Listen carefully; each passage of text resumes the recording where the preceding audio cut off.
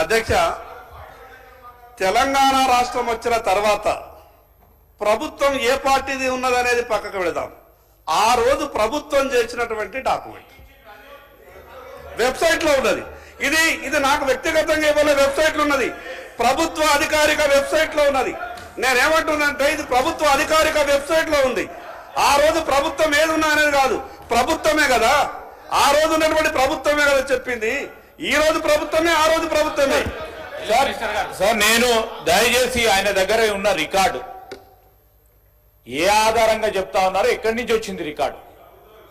గత ప్రభుత్వం ఆ రోజు whether they have made A public document చేసిండ్రు అధ్యక్ష, శాసనసభలో పెట్టిండ్రు అధ్యక్ష.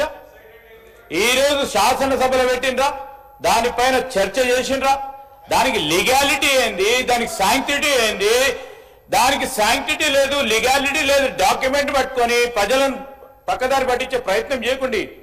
మీరు బయట రెండు పక్షాలు ఒకటి కావచ్చు, లోపల కూడా అదే విధంగా ప్రస్తావన చేస్తే ఎట్లా అధ్యక్ష? శంకర్ గారు, ఇప్పుడు శంకర్ గారు ప్లీజ్ అయిపోయింది 10 నిమిషాలు. ప్లీజ్ ఇప్పుడు ఎల్ఏ మంత్రి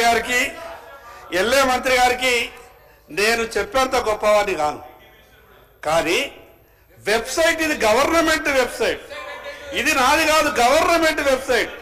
గవర్నమెంట్ ఇచ్చినటువంటి ఆ వెబ్సైట్లో నుంచి తీసుకున్నటువంటి లెక్కనే. నేనేమంటున్నానంటే, ఉత్తమ్ కుమార్ రెడ్డి గారు మాట్లాడుతూ ఏమన్నారంటే, మీరు అనవసరమైనటువంటి అనుమానాలని ప్రజలకు తలెత్తే విధంగా మాట్లాడుతున్నారు అని అంటే బాధ అనిపించి చెప్తున్నా అధ్యక్ష. బీసీలు 2014లో ఒక లెక్క ఉంటే 2024లో ఒక నిమిషం స్పీకర్ సార్, 2014 ఏం కెలివి మేమైనా చూడలేదు. ఇవి మీరు ఎక్కడి నుంచో ఫిగర్ చెప్తే ఎట్లా? 2014లో నో ఫిగర్స్. మీరు 2011లో జాతీయ సెన్సెస్ కోట్ చేయండి, 2017 కోట్ చేయండి.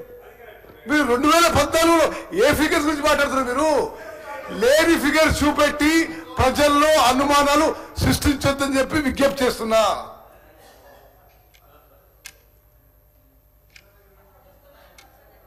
అధ్యక్ష, దయచేసి పదే ఇంటర్వ్యూని కాకండి.